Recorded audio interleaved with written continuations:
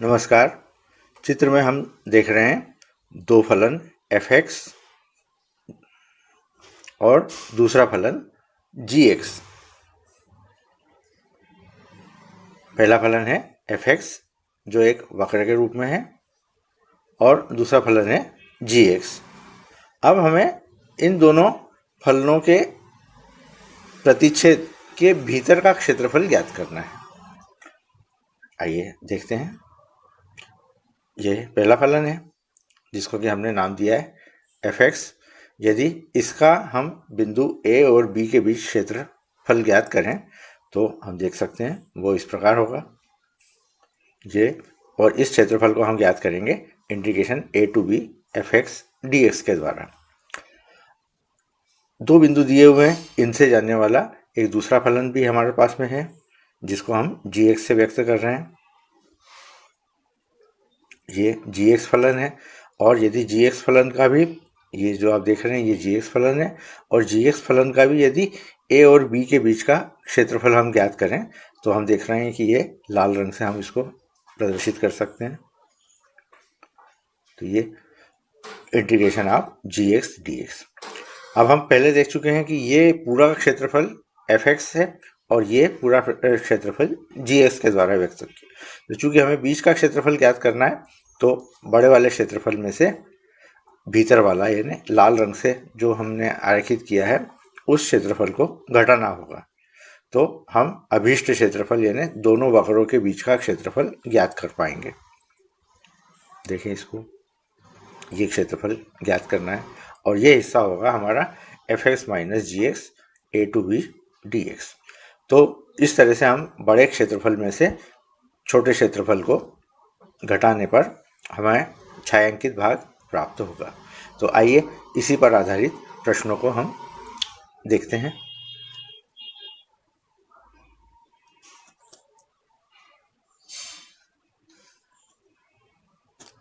हमारे सामने प्रश्न है, वक्र y = x² और x = y² से परिबद्ध क्षेत्र का क्षेत्रफल ज्ञात कीजिए। इस तरह के प्रश्नों में सबसे पहले हम दोनों वक्रों का ग्राफ खींचेंगे। मान लीजिए कि y = x² का हम ग्राफ खींचें तो चूंकि x की घात सम संख्या है इसलिए सिमेट्री y अक्ष के अबाउट होगी। तो ये वाला जो ग्राफ होगा ये होगा y = x²।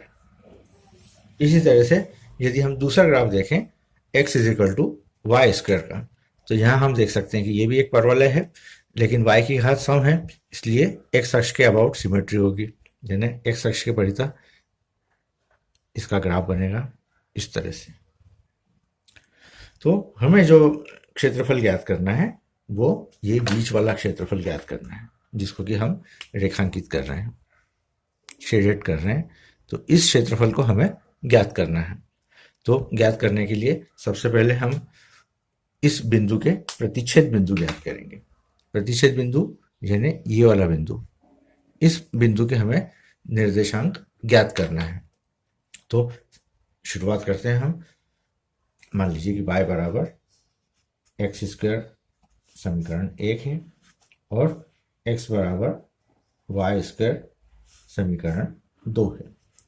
तो समीकरण 1 से y का मान 2 में रखने पर, 1 से y का मान समीकरण 2 में रखने पर,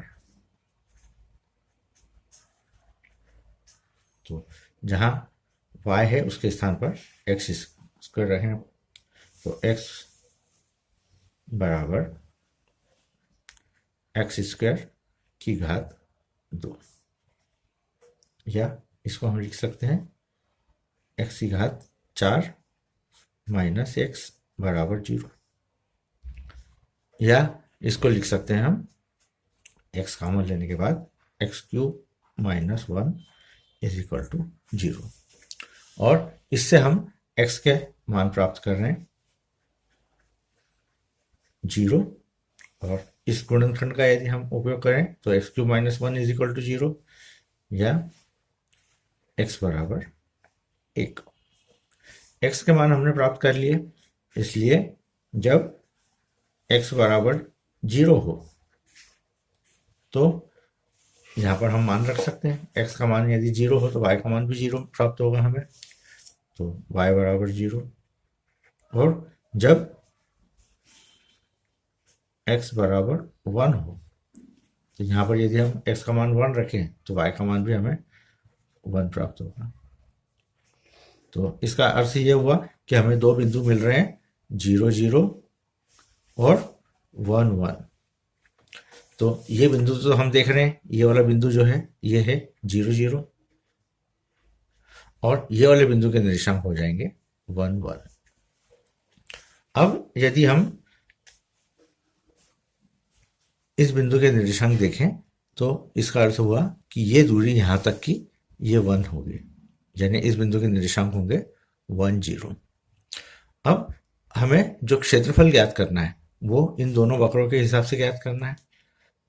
जो हमने हरे रंग से वक्र प्रदर्शित किया है वो है x is equal to y square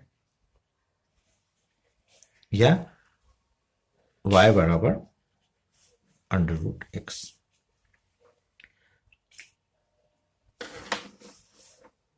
तो अब हमारा जो अभीष्ट क्षेत्रफल होगा उसको हम लिख लें।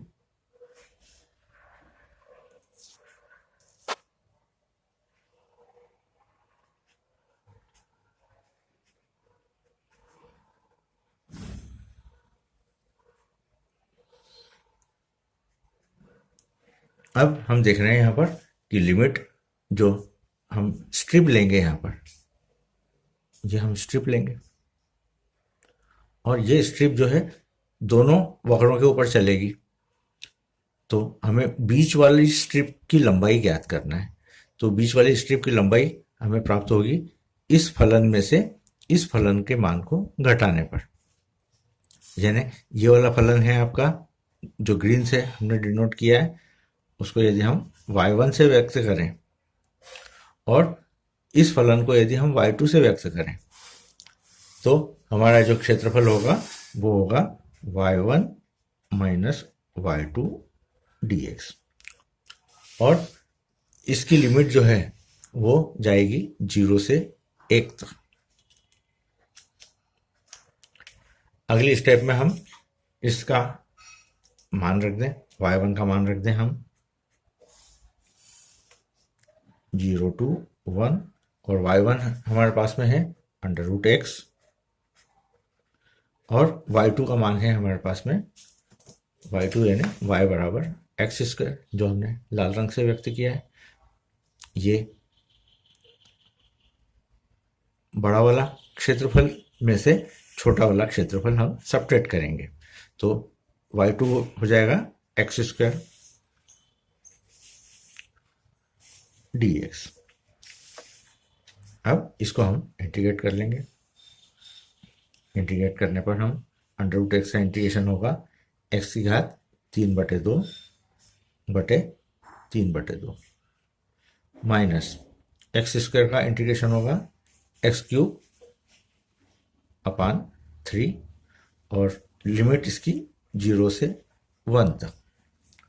अब लिमिट रखने पर इसको हमने सरल किया तो ये हो जाएगा 2/3 एक्स की घात 3/2 माइनस x³ अपान 3 और लिमिट इसकी 0 से 1। जब 1 रखेंगे हम अपर लिमिट तो हमें प्राप्त होगा 2/3 गुणित 1 माइनस x की जगह पर 1 रखा तो माइनस 1/3 और जब लोअर लिमिट रखेंगे तो ये भी पद 0 हो जाएगा, ये भी 0 हो जाएगा और 2/3 माइनस 1/3 इसका मतलब हुआ 1/3। तो इस तरह से हमने इन दो वक्रों के बीच का क्षेत्रफल ज्ञात कर लिया है। अगला प्रश्न हमारे सामने है, x अक्ष के ऊपर तथा वृत्त x² + y² बराबर 8x तथा परवलय y² = 4x के मध्यवर्ती क्षेत्र का क्षेत्रफल ज्ञात करना है। सबसे पहले तो हम देखें ये वृत्त का क्षेत्रफल हमें इस रूप में दिया हुआ है, x² + y² = 8x इसका मतलब ये हुआ कि ये मूल बिंदु से नहीं जाता है। तो इसको सबसे पहले तो हम एक्स जो वृत्त का समीकरण है x माइनस ए का whole square plus y minus b का whole square is equal to a square के रूप में इसको चेंज किया हमने। तो x square plus y square बराबर 8x को हम इस रूप में लिख सकते हैं, x माइनस 4 का पूर्ण वर्ग प्लस y का वर्ग बराबर 16। अब हम यहाँ देख रहे हैं कि इसका केंद्र 4 0 हो गया है और त्रिज्या इसकी 4 का वर्ग यानी 4 है। यानी वृत्त का केंद्र हमने ज्ञात कर लिया है, 4 0 और त्रिज्या ज्ञात कर ली है। तो इस वृत्त के समीकरण से हमने इसका केंद्र और त्रिज्या ज्ञात की और परवलय दिया हुआ है y square equal to 4x। तो इनके बीच का क्षेत्रफल हमें ज्ञात करना है। तो सबसे पहले तो हम इनको आलेखित कर लें। अब जैसे चित्र में देख रहे हैं, ये एक वृत्त है जिसका केंद्र 4 0 है और इसको हमने सबसे पहले आरेखित कर दिया। फिर दूसरा हमें दिया हुआ है y square is equal to 4x। तो ये जो परवलय है ये इसमें y की घात सम है, इसलिए ये x अक्ष के परितः होगा। तो हम देख सकते हैं कि इसका जो आलेख बनेगा वो इस तरह से बनेगा। ये परवलय हमें प्राप्त हो गया। अब इनका जो प्रतिच्छेद बिंदु है वो हमें ज्ञात करना है। तो प्रतिच्छेद बिंदु ज्ञात करने के लिए इस वृत्त के समीकरण को और परवलय के समीकरण को दोनों को एक साथ हल करके x और y के मान ज्ञात किए जाते हैं। तो y स्क्वायर का मान 4x रख देंगे हम यहाँ पर इस वृत्त के समीकरण में। y स्क्वायर के स्थान पर समीकरण 2 से y स्क्वायर बराबर 4x रखने पर तो ये हो जाएगा x square plus y square की जगह पर 4x रखा बराबर 8x और इसको हमने हल किया। तो हल करने पर हमें मिल रहा है एक्स स्क्वायर माइनस 4x बराबर 0।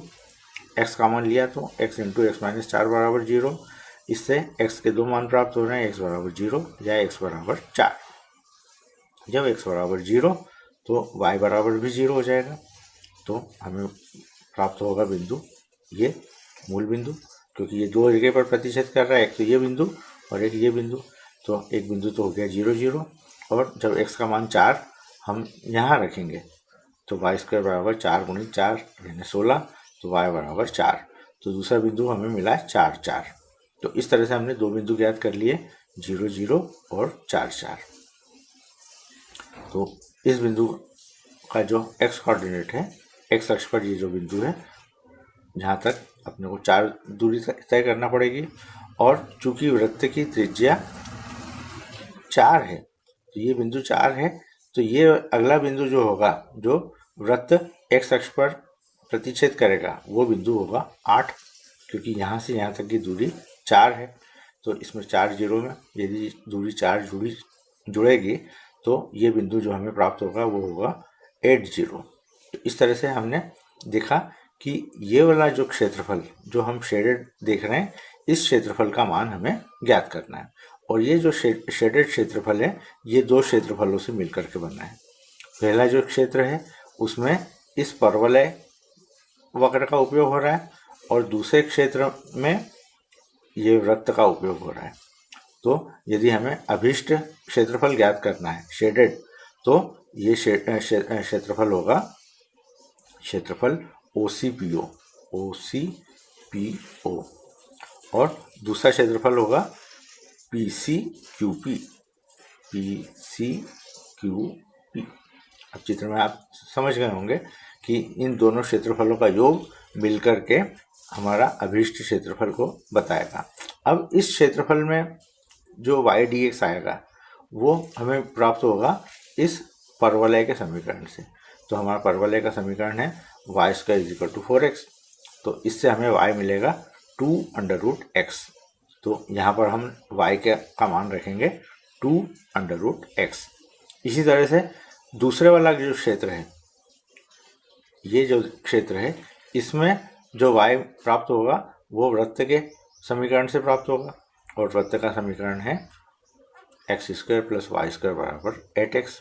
तो इससे हम y का मान प्राप्त करेंगे 8x, वाई स्क्वायर बराबर 8x माइनस एक्स स्क्वायर या y बराबर अंडर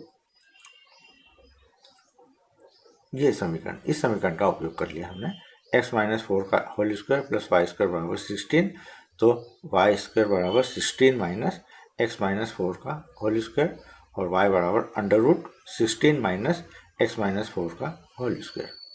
तो ये मान रख दिया हमने यहाँ पर 4 स्क्वायर माइनस एक्स माइनस 4 का होल स्क्वायर डी एक्स। और अब यहाँ देख सकते हैं हम लिमिट पहले वाले वक्र के लिए जो लिमिट चलेगी वो 0 से लेकर 4 तक चलेगी, ये 0 से 4 तक, और दूसरे वाले में 4 से 8 तक जो ये वृत्त के लिए होगा। तो लिमिट 4 से 8 और under root 4 square minus x minus 4 का होल स्क्वायर डी एक्स। अब इन दोनों इंटीग्रल को हमें सॉल्व करना है। तो पहला वाला इंटीग्रल तो हो जाएगा x की घात 3/2 और लिमिट 0 से 4 तक, और दूसरे वाले इंटीग्रल को हम इस रूप में लिखेंगे 4 माइनस टी स्क्वायर, जहां हमने x माइनस 4 को t माना है। तो इसको यदि हम इंटीग्रेट करेंगे तो हमें मिलेगा t/2 under root 4 minus t का स्क्वायर प्लस 1/2 4 स्क्वायर और इंटू साइन इनवर्स t/4, और लिमिट इसकी 0 से 4 तक है, क्योंकि अब लिमिट भी बदल जाएगी। अभी 4 से 8 थी, लेकिन इस प्रतिस्थापन को करने से x माइनस 4 बराबर t प्रतिस्थापन करने से लिमिट भी चेंज हो जाएगी, क्योंकि x बराबर जब हम 4 रखेंगे तो t का मान हमें 0 प्राप्त होगा, और x बराबर 8 रखेंगे तो t का मान हमें 4 प्राप्त होगा। तो इस तरह से हमने लिमिट भी चेंज कर ली इसकी। और इसको जब हमने हल किया तो पहले वाले इंटीग्रल को जब हमने हल किया तो इसका मान तो आएगा 32/3, और इसमें जब हम upper limit minus lower limit रखेंगे तो इसका मान हमें प्राप्त होगा 32/3 प्लस अपर लिमिट रखी माइनस लोअर लिमिट रखी, तो ये आएगा 8 गुणित साइन इनवर्स 1 का मान π/2, और इसको जब हमने हल किया तो ये 32/3 प्लस 4π, ये 2 से 8 कट जाएगा तो ये 4π हमें प्राप्त होगा, और इसको हल किया तो ये 4/3 इंटू ब्रैकेट 8 प्लस 3π, ये हमारा अभीष्ट उत्तर हमें प्राप्त हो गया। तो इस तरह से हमने देखा इस प्रश्न में कि हम दो वक्रों से घिरा हुआ क्षेत्रफल ज्ञात कर सकते हैं। तो सबसे पहले हमें इसका आरेख बनाना होगा और ये तय करना होगा कि कौन कौन से क्षेत्र हमें लेना है और वो क्षेत्र किस वक्र के हिसाब से हमें प्राप्त हो रहे हैं। तो आइए अगला प्रश्न देखते हैं।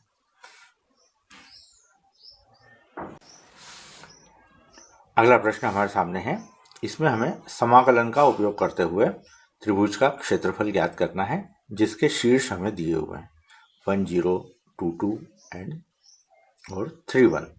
तो सबसे पहले तो हमने इन शीर्ष जो दिए हुए हैं इनको यदि ग्राफ पेपर पर आरेखित करें तो ये बिंदु हो जाएगा 1 0, ये हो जाएगा 2 2 और ये हो जाएगा 3 3, और इनको यदि हमने मिलाया तो ये जो मिलाने के बाद में त्रिभुज हम देख रहे हैं जो शेडेड है, इस त्रिभुज ABC का क्षेत्रफल हमें ज्ञात करना है।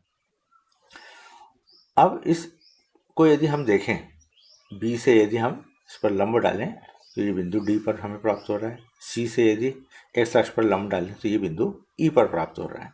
अब यदि इस त्रिभुज ABC का क्षेत्रफल हमें ज्ञात करना है तो हम किस तरह से ज्ञात कर सकते हैं, त्रिभुज ABD का क्षेत्रफल ज्ञात करें प्लस ये जो समलंब चतुर्भुज हमें दिख रहा है BCED, इसका क्षेत्रफल ज्ञात करें, और उसमें से ये वाला जो त्रिभुज का क्षेत्रफल है त्रिभुज ACE, इस त्रिभुज के क्षेत्रफल को यदि हम घटाएं तो इस तरह से हम त्रिभुज ABC का क्षेत्रफल ज्ञात कर पाएंगे।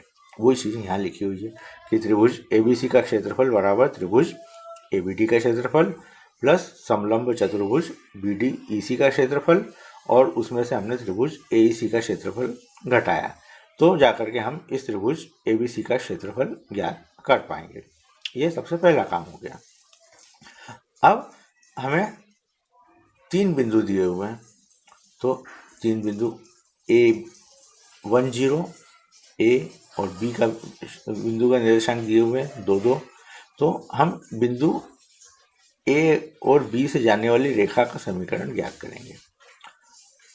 तो ये ज्ञात करने का जो तरीका होगा वो कौन सा होगा?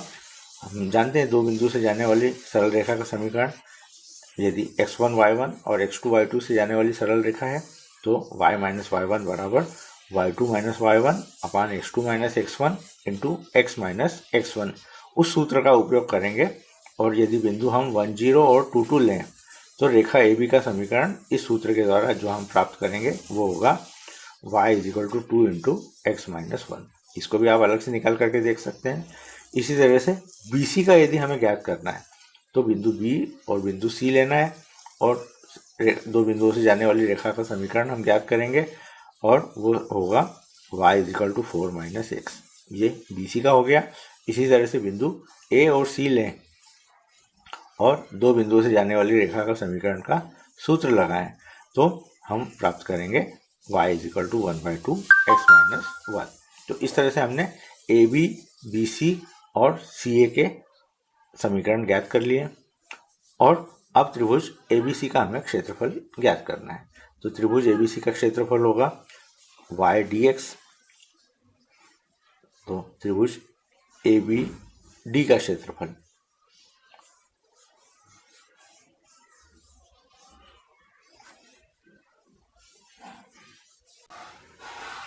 तो इस क्षेत्रफल को ज्ञात करने के लिए हम समीकरण AB का उपयोग करेंगे।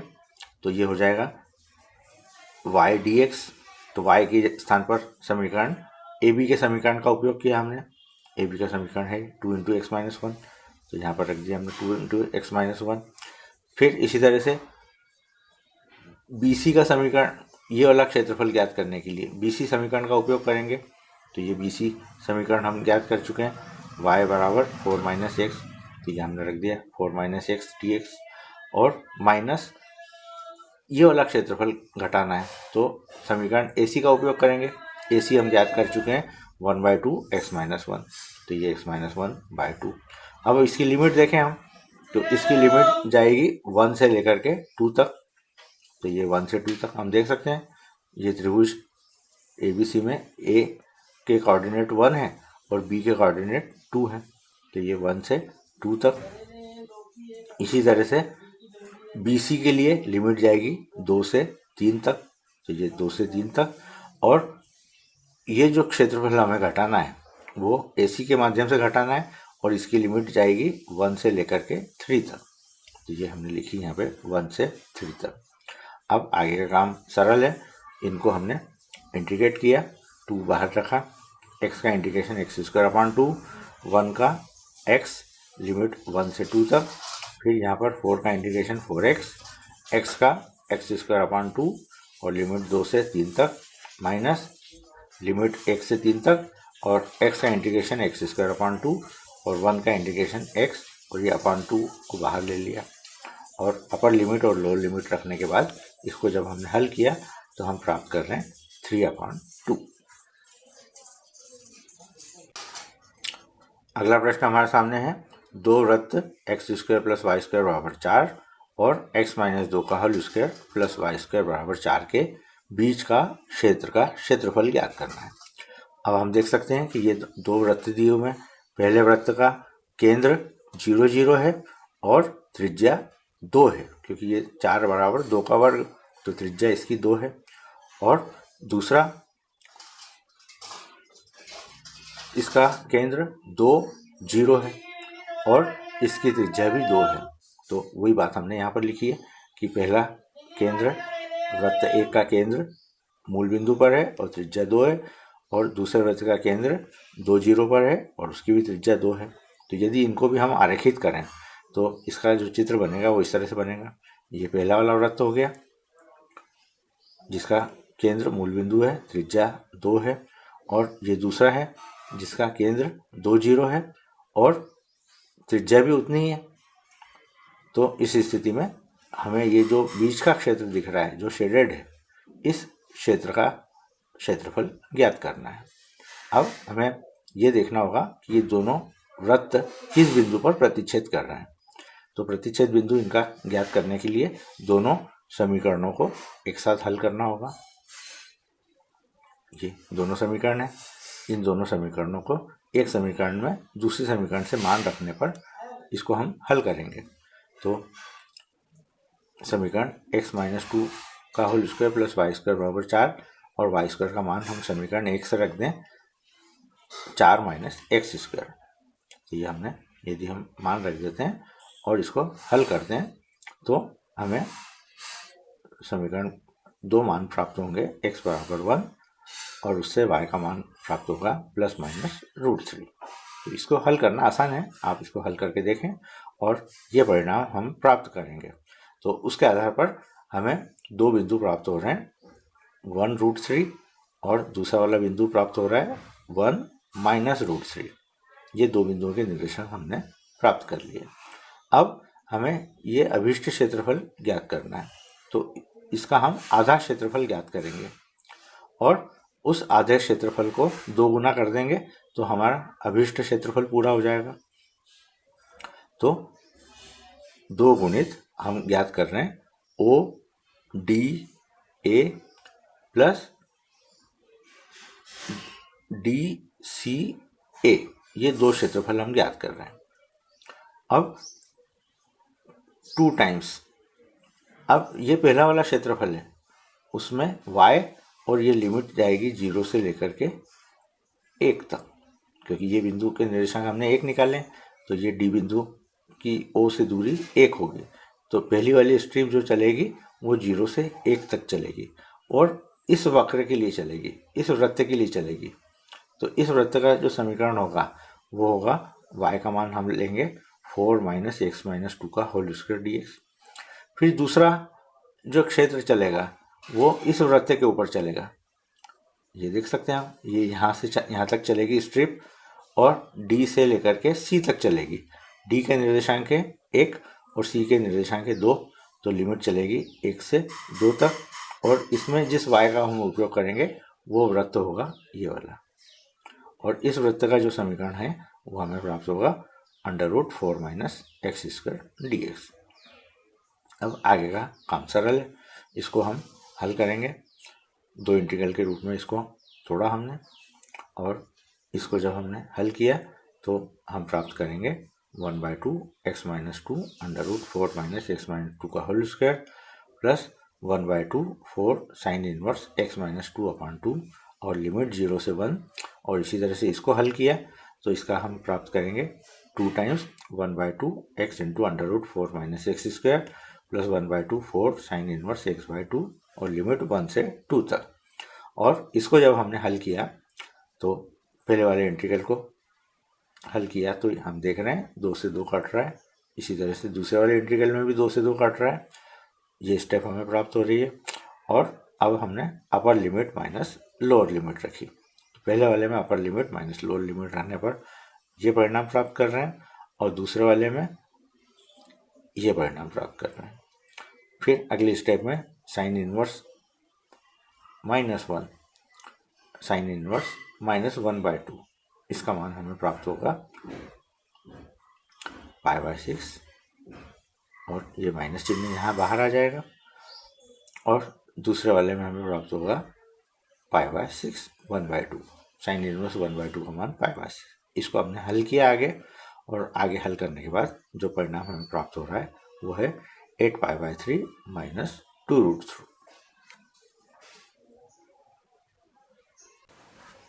तो इन प्रश्नों के आधार पर आप आसानी से प्रश्नावली 8.2 के प्रश्नों को हल कर पाएंगे, जो सीधे सीधे जो हमने उदाहरण में पढ़े हैं ठीक उन्हीं पर आधारित प्रश्न हैं।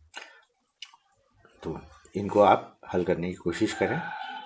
तो इस वीडियो के लिए इतना ही, धन्यवाद।